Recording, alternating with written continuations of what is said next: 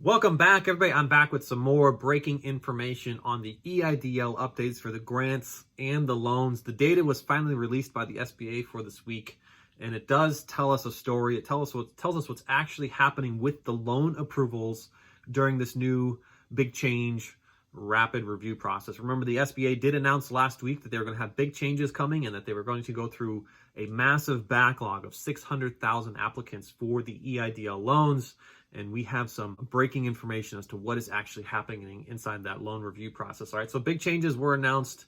Members of Congress are actually flipping on small businesses. We got to talk about that as well. So share this video with everybody you know inside the EIDL program, whether they're in the grant program or the loan program. We got a lot of great things to cover today, so let's get you all caught up.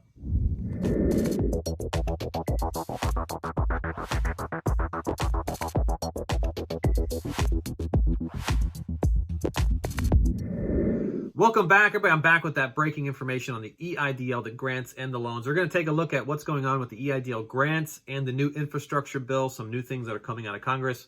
We're also going to take a deeper look today at what is happening inside the loan review process, this big change that was announced by the SBA, announcing speed, what is really going on, okay? By the way, if you're meeting me for the first time, my name is Bilder. I'm a financial educator, and I teach you the secrets of passive income. And if you guys want to join me in this lifestyle, you could find me in the description. Check out my courses or find me on Instagram if you want to learn how you could partner with me. Comment scammers, go away. Never trust the comment scammers that are found on any of these big channels. Max, Skips, Skip from Ryder from Skip, sorry, Jason. Never trust any of the comment scammers. They just want to take your money and never help you. They suggest they could get you into some kind of priority, and they pretend like they are us.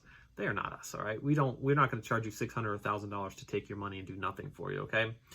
Let's get into the grants here for a moment, all right? I want to talk about what's going on because it's not over until it's over. Now, inside the new infrastructure bill, it does announce that it is going to move tons and tons of money, $31 billion away from the EIDL program. But it's not over till it's over. So if you call the SBA today and ask this question, are they taking the grant money away? They're going to say, nope. The bill has not yet been signed by the president and will need a final review through Congress. But they are leaving for a month, so there could be positive news here. There could be not so positive news, because if they get it reviewed this week, they could have this signed as early as September 1st. If it's not signed this week, then of course it would roll into October when they return from their 30-day vacation. Pretty awesome, a 30-day vacation. I wish I could take one of those. Now, we are finding members of Congress that are starting to shift away from the EIDL program. John Cornyn happens to be the biggest one of all. He was a supporter of $10,000 for everybody, regardless of location, regardless of size, regardless of your current financial situations. He did flip, and this week announced that he would like to see the leftover funds, the leftover pandemic funds that cannot be allocated to anybody, to go towards the roads. He is basically stating that the SBA cannot find enough qualified applicants to give this money to.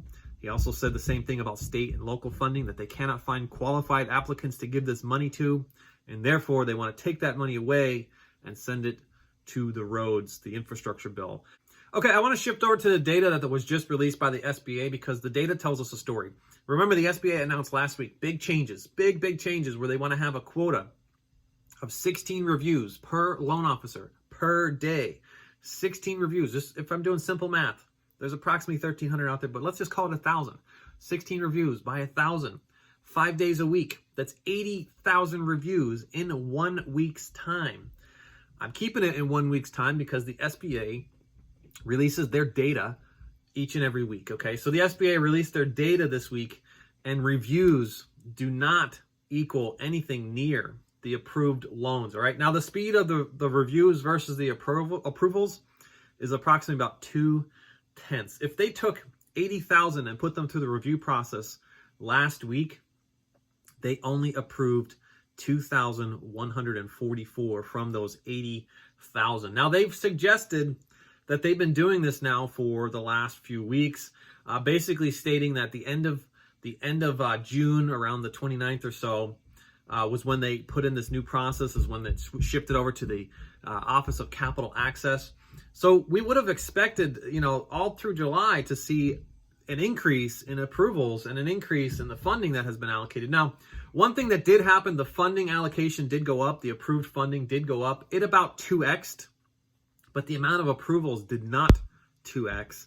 So it really is just suggesting that they have more increased requests that have a much higher value now versus the amount of loan approvals, because they stayed consistently averaging around 2,200 or so week over week over week. It didn't go up, it didn't go down, yet they've said they are reviewing 16 a day, approximately 80,000 a week for the past several weeks. That, to me, tells us that they are just rapidly reviewing these things as fast as possible, and they are not reaching the approval state. Doesn't show good signs for you getting your funds any faster. It just shows signs that they're reviewing much faster. And when people review much faster, of course, they miss things, mistakes happen, and you get pushed aside and delayed much longer. Hate to report that information, but I did want to point out one key thing that happened here, because I don't always trust data that I see here. In the report that came out on the 24th of June showed us that there was 3,809,066. That's 3,809,066 loans approved. The next week, it came out and stated that there was 3,808,371 loans approved. And I mean, I could do math. That's basically telling us that is negative 695 applicants. So there's something going wrong here with the data that's being released by the SBA. I mean, at least if you're going to cheat the data that you're putting out in front of the public, don't get caught, okay? That's all I'm going to say. Don't get caught doing it. Because week over week, they had a negative amount approved. You can't go in reverse with approvals. Did you take those approvals back? Did you reverse those approvals? I'm confused on this one here. So look, I want to leave you all with a final piece of information here. Just because the SBA is going faster, it doesn't necessarily mean that the speed of the approvals has increased. And that calls to action. That means that we ourselves need to do something here before they rush through this process and many of you start to give up on your 24 months of working capital or your $10,000 or $5,000 supplemental or targeted advance grants. Do not give up. This is not the time to give up. They are about to pass a new infrastructure bill. Now is the time to be blowing up your local favorite congressmen or women and get them the message that you want to see 24 months of working capital land in your bank account, and that you want to see your $10,000 or your $5,000 supplemental or targeted advance grants land in your bank account if you guys qualify, okay? Now is not the time to give up.